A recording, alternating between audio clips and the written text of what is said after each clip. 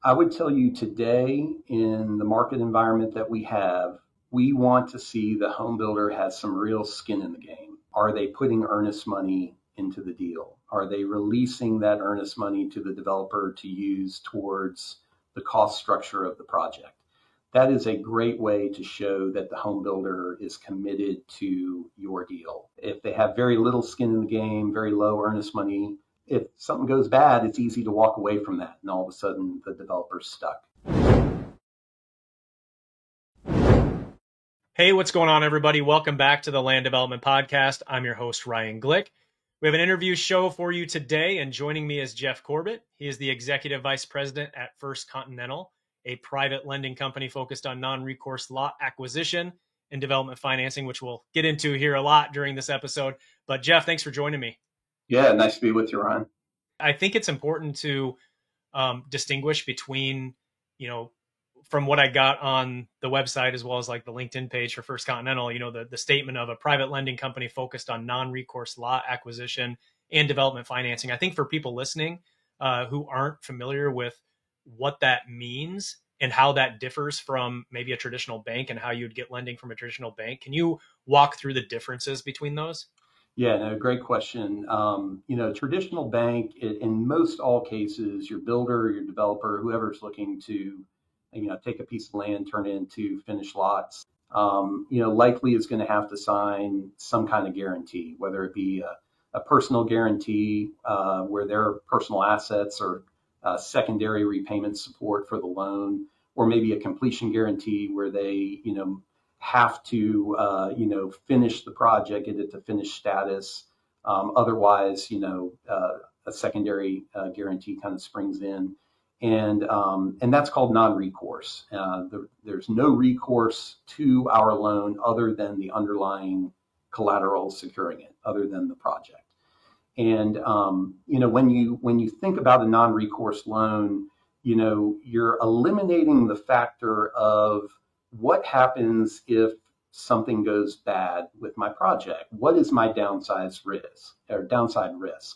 And the downside risk in a non-recourse scenario is, well, you lose your collateral, which is not great. Nobody wants to do that. But you don't have the downside risk of losing your home Right. and losing your stock accounts or your cash accounts. And so your downside risk is limited. But beyond the guarantor or no guarantor involvement, we really feel at First Continental eliminating the guarantee of any sort aligns us as a partner in the deal. Because if a deal goes bad, we can't pick up the guarantee agreement and say, hey, fix this personally. What our approach is saying, hey, we've got a problem. Let us know about it. Let's come up with solutions on how to fix it. So, while a recourse scenario is something that some developers, I'm sure many of your listeners, have no problem signing, we actually feel like, eliminating that variable is something that's positive towards making sure the project works for everyone. And so our group here at First Continental believes that just gets in the way. We are all about making loans that work, that are successful, that pay off, so that we can go out and do it again. And, over our history here, our company's been around. This is our 31st year in operation. We've closed over 1,300 residential lot development loans, probably more than any other group in the country. And we're proud to say that, the foreclosures that we have had have only been eight of 1,300. And we believe that's, kind of evidence to how we think about things, that if we are making a loan to you, we are technically the lender, but we really view ourselves as a partner, and we want to see you be successful.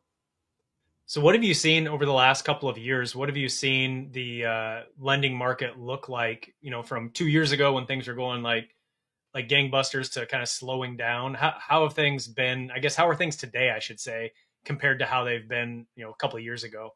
Yeah, if you go back to COVID, there's been changes basically every 6 months. Something has come up that has changed. Obviously, COVID threw everyone in a tailspin, and banks pretty much stopped lending. About, from March to May of 2020, you started to kind of feel like the housing market, you started to see some sales and we were getting reports from our home builders that they were selling homes off of FaceTime, because Zoom really wasn't a known commodity at that point. And at that time, we were active. We were still working with our customers. We were proceeding with every loan we had closed, but like everyone else, we were not quite sure where this was all going to go. But come about May 2020, things opened up. I mean, we really saw a lot of opportunity. Most of the traditional banks and even some of our private lender competitors hit the pause button and were on the sidelines for a while. And we just saw this wave of opportunity. So 2020 and 2021 were really explosive years. And then I would say 22 and 23, you started to see more groups get involved in our space. Maybe groups that were in the multifamily space saw opportunity in housing. It was doing very well, paralleled with, the multifamily market and cap rates kind of being difficult, to make deals work.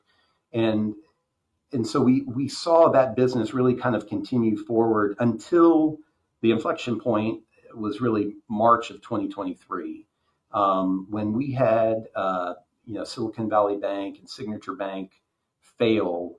The regional banks really had to pull in the reins. And what happened as a result of this is kind of CRE lending in general, at least in the areas where we do business, was pretty much paused. Banks had to get a hold of, what assets they had. They had to, get over loan deposit issues and, other metrics that Wall Street watched closely. And that was really just kind of a second tailwind for our group, at least in this industry, seeing those banks kind of pull out. What we have kind of seen of late is certainly a continuing momentum of regional banks and especially smaller banks kind of exiting the business. One thing that, I think most of your listeners would agree with is that, for a bank to do lot development lending in any real meaningful way, they have to have an executive team, a management team, a group of loan officers that really know it and understand it and can support it when, times are choppy. And at most banks, you have a lot of great lenders, but they're kind of more real estate generalists as compared to, residential lot development focused lenders. And so as a result, a lot of banks will just kind of throw their hands up in the air and say, we know the business, we like it, you're a great customer, but it's really not a great fit for us anymore. So that's been a 2-year trend. It's been a 5-year trend, but it's really been a 30-year trend going back to when First Continental started. We have had a continued trend where banks have kind of left the space. Now, to talk to today, we are seeing everyone in the market, including ourselves, just being more measured with what opportunities, want to be pursued. Tariffs and, market fluctuations have caused everyone to kind of reevaluate the land deals that, that they're looking to put under contract. But there's still a housing shortage. There's still places in the country that we do business that, really need, new housing supply, and we're continuing to be supportive of helping that growth. Yeah, and I should mention for all of you listening in, we're recording this on April 23rd, so it'll be released a few weeks after when we record this. So who knows what will happen between the time we record it and when it releases. So I wanted to at least put that out there.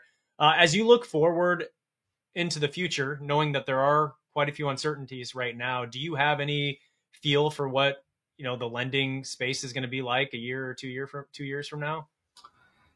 Generally speaking, I think it's going to look a lot like it is today. I do think that there's certainly groups out there that are leaning into the space. They recognize the opportunity. They recognize the fact that we do have a long-term trend of housing supply not meeting demand. So I do think that, you're going to have, groups out there that will still participate in that space. Mergers and acquisitions in the banking world today continue to happen. I think that's going to continue. That may actually even accelerate. And, that could, continue to kind of reduce some of the available players there are, to pursue kind of traditional, financing from. Now, with that said, nobody has a crystal ball. There's obviously Right. a lot of things that can change, but when we make a loan, we're making a 24-month loan with the ability to extend the loan, the borrower's ability to extend it for another year. And so, we're really middle to long-term focused. If we make a loan today, it's, hey, how do we feel about these lots being delivered in, mid 2026 or late 2026? And we still have a long-term view that we need to produce more housing in this country. We need more good developers that know what they're doing to be adding to the housing stock and supply. But the challenges are huge. I mean, there are so many challenges that lot developers face. We try to think that we solve the financing challenge, but municipalities, regulatory environments being difficult, cost, labor, et cetera. It's not an easy job being a developer today. But if there are groups out there that have the capability of working through those and have the experience to do it, we love to support those folks. This episode of the Land Development Podcast is brought to you by Groove. Groove's built around a map, but that map connects everything. You can prospect land, find ownership information, and see key parcel data right from the start. Then, when you talk to a landowner, add a note, upload documents, or drop in a photo, all tied to that parcel. Nothing gets lost in the shuffle. You can even bookmark parcels and organize them into folders to keep your research clean and easy to come back to. Once you're ready to turn a parcel or a few parcels into a deal, Groove's deal management tools let you track everything visually on the same map. No new files, no exporting data. It all lives in one place. Start your free trial today at letsgroove.com/signup. That's letsgroov.com/signup. All right, let's get back to the show. What kind of deals are you wanting to see more of? We really have kind of, I would say, two parts of our business that we do, have a lot of activity in. One is serving the private home builders that, whether they wanted to or not, they had to get into the lot development space themselves to keep their pipeline of lots, available for the home building companies. So we tend to serve those, production, privately owned home builders really well with our loan product for many reasons. But one, being the non-recourse aspect of it. You normally have the owner of the company, who doesn't want to sign a personal guarantee, and that aligns really well with what we do. But another aspect of the business that we serve well are the independent, we call them third-party developers that, serve the lots up for the publicly traded home builders. The guys that say, hey, let's take D.R. Horton for an example. D.R. Horton gets a deal teed up, they get it engineered, entitled, and they say, hey, I need somebody to put these lots on the ground. And they kind of partner with, a developer in the market that knows the market, knows the local municipality, and can execute on putting those lots on the ground. And so those two deals are the majority of our business, and that's really what we like to do. We don't necessarily have a minimum or a maximum in terms of how big or small our sizes are. We really just kind of follow relationships. But there's a real need for, groups that will make $5 to $10 million loans. Not necessarily gigantic master plans like we see here in Houston, but 100 to 200 lot communities in Atlanta, Georgia, or Charlotte, North Carolina, that are almost too big for local banks, but too small for the big, kind of institutional banks, if you will, or private equity. So we kind of love that space right in between. That's where most of our business is done. But if we've got a group that's got a small deal or a deal that's $40 million, I mean, we have the ability to be able to help them with it. But those those kind of single phase or two phase deals tend to be ones that we can work through really efficiently for our clients. So if I'm a developer, or let's say that I'm an aspiring developer, and it's something I want to get into, is this something where you're, best partners at, going into this type of a loan or this type of a deal are more established developers or established builders versus someone who may be listening in right now who is looking at doing their first deal, or they're looking at acquiring their first piece of land to develop? Do you work with those types of businesses, or is it really kind of the established companies? The majority of what we do is working with guys who have done it before. Where we're really a good fit is that a guy can have a project, a piece of land that they find and put it under contract and be ready to move forward with it.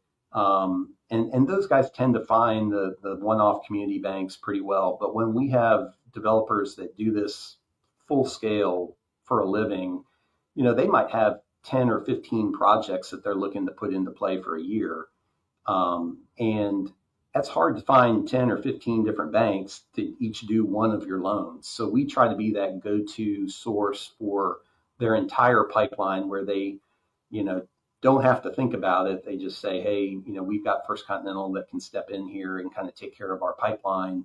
And then we just, once they kind of know our program, once we know how they work, we can just, wash, rinse, repeat, the whole way through. So that's probably where most of our business is. But with all that said, we make bets on people that are doing their first project all the time. We want to have a good conversation with them. We want to understand that they know what they're doing, that they've got the right team in place. A lot of the folks that we do business with for the first time today are guys that came from the home building world. Maybe they were the land guy at Pulte for 3 years and they've got the experience and the training, but they're going off to do it on their own. Those are the guys we like to support.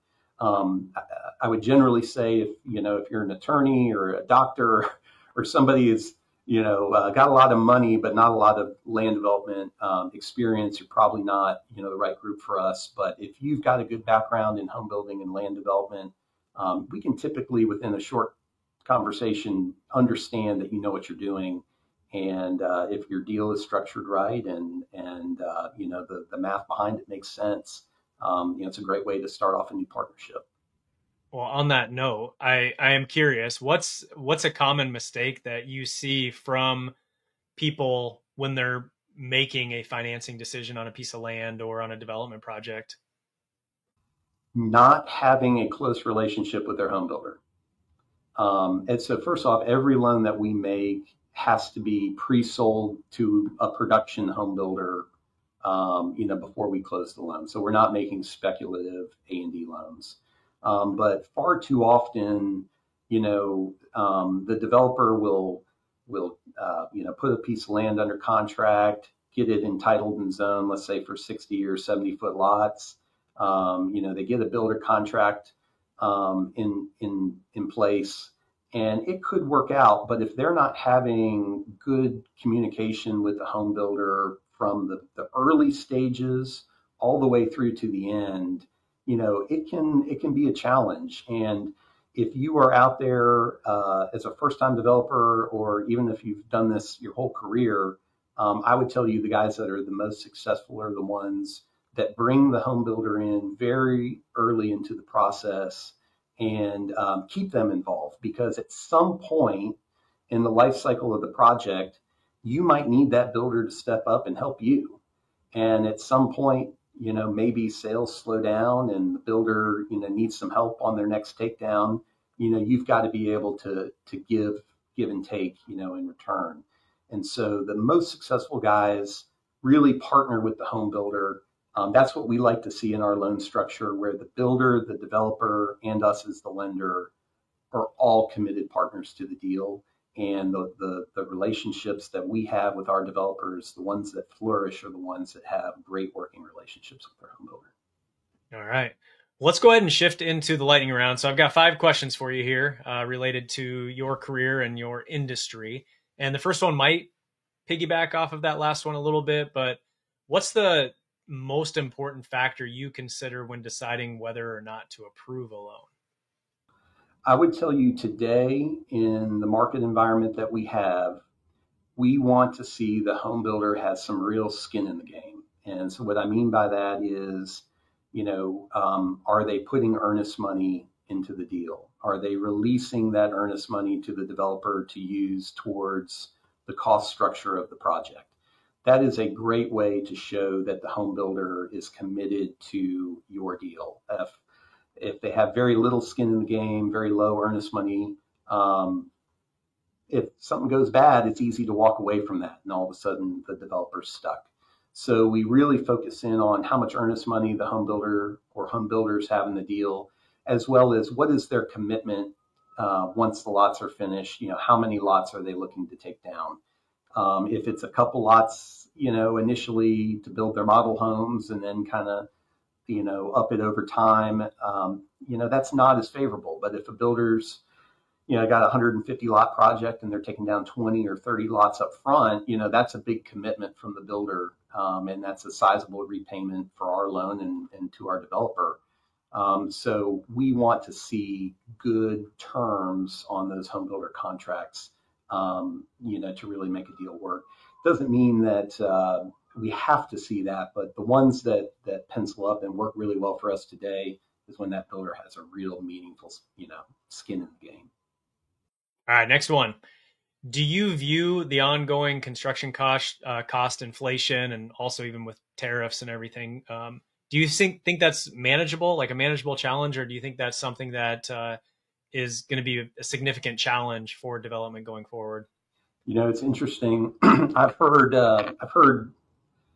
recent conversations. I've heard opposite ends of the opinion on this. I've heard some builders say, hey, I don't think the tariffs will be too much of an issue. We're able to work through our labor challenges. No big deal. Meanwhile, we have others that are, actively looking to try to solve those problems. And I think that what that tells me is that it will be something that every builder will have to work through and will be a challenge. It's just to what degree, right? I think the public builders probably have a little bit more insulation. They've got purchasing power. They've got the ability to command terms. Private builders might have a little bit more of a challenge with that. So I do think that's going to be something that everyone in the home building and lot development community is going to have to, really focus on for the next 6 to 12 months, at least until we have some better clarity. Well, the next one is going to be also one of those where you're going to hear people talk on both sides of it, and that's around interest rates. So, what's your thought on interest rates? Do you think they're going to settle down at a certain point? Do you think they're going to continue to rise a little bit and then maybe settle down at a period of time? You've got, President Trump has been, he's been trying to get the Fed to lower the rates, but then you've got other economists that are saying like, hey, we need the rates to stay elevated to avoid inflation. And so what are your thoughts? I guess from a lending standpoint, it seems like you're doing deals even at the current rates and everything that are going on. Do you think they need to come down for us to continue to move forward, or do you think we're at an okay spot right now? I would say we're not at an okay spot right now. I think what we've seen through at least our lens, we have about 140 lot development loans that we're financing today. We've seen sales pick up when mortgage rates get down below 6.5%. And we've seen sales start to slow when they get up to where they are today, around 7. I do think it's not that it's a magic number, but I do think that, as it relates to home buyers need to feel like they're getting a good deal. They still remember the days of, 2.5% to 3% 30-year mortgage rates. And so I do think there are buyers that are intentionally on the sidelines waiting out, a lower rate. As it relates to our borrowers and the interest rates that we charge, the fact that, the Fed has had to keep rates high a little longer than I think a lot of people were expecting, it can be a challenge. And I do think that, If there is the opportunity to, soften that, it would be very helpful to this market, very helpful to our industry, very helpful to our borrowers.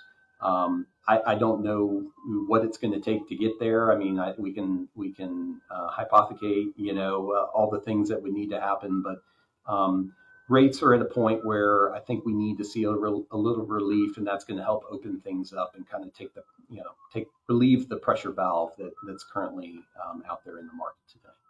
Sounds like you got some action going on there with the sirens, huh? Sorry about that. Yeah, it's a busy intersection outside my window. All right, let's go fourth one here. So when you think of, you had mentioned like the, high net worth individuals that like to get into some of these development projects. And so a lot of times they'll put their money into a developer's project. Is that something where you like to see that as a part of the deals you do, or do you want to be 100% funding the, doing the financing and everything that you're involved in? We want to see that the developers that are behind our deal, as well as the builders that I just mentioned, all have some money that is at risk. We feel like that's the best way to align everyone's interests to where everyone wants to see the project be successful. And so, there are sometimes deals that have come across our desks where the builder earnest money is in effect sufficient to kind of meet the equity requirement we would have on our loan. But when those deals come up, it kind of misaligns the developer in the sense that the developer doesn't have anything to lose. I mean, sure, they might lose their expected profit in the deal, but, we feel like they have to have something in it as well. So, in an ideal world, you'd like to see the developer, the builder, all have kind of an equal footing in terms of how much that they're contributing. And so if we have deals that are well supported by, the underlying sponsor, that makes it a whole lot easier to underwrite and to be comfortable with. Okay. Last one here. What is one piece of advice that you would give to somebody who is a first-time borrower or going to be a first-time borrower? Wow, lots of advice from a financing angle. I would say that, oh man, I can think of like three or four. Hey, I will you can bring them all. I will start by saying, at least as it relates to us, having an open line of communication with your lender is critical. In this business, in lot development, you are 100% exposed to the weather. If it rains, your project could be delayed for 90 days. You have the municipalities that you're constantly having to deal with on the front end and the acceptance approval process on the back end. And it does not serve you very well to keep things quiet. We want to understand what's going on. We know that there are going to be delays. There can be issues that pop up. If you are keeping your lender up to speed with, whatever issues you may face during the course of development, you're equipping us to be able to help you in the future. But if you think you can solve it yourself, or that, hey, this little problem today can go away later, that's when things can get to, snowballing, and you might have a real problem on your hands. And then you haven't allowed us the time to be able to step in and try to help you, fix it. So being very transparent with your lender, I think, is critical. And then, as I kind of said before, working with your home builders as true partners. They aren't just the guys buying your lots. If they're not successful, you're not going to be successful. And so making sure that partnership is aligned, even though they are, one party of a two-party contract, working together collectively to see the project through all the way to the end, would be another piece of really important advice. Cool. Well, appreciate that. And I mean, this is a topic that we haven't covered on the show before, talking about financing and just this process in general. What's the best way for those listening in to connect with you, personally, and to learn more about First Continental? Sure. Probably our website, firstcontinental.com, would be a great place to start. We're really lucky to have an amazing team of of relationship managers that any of us could help you.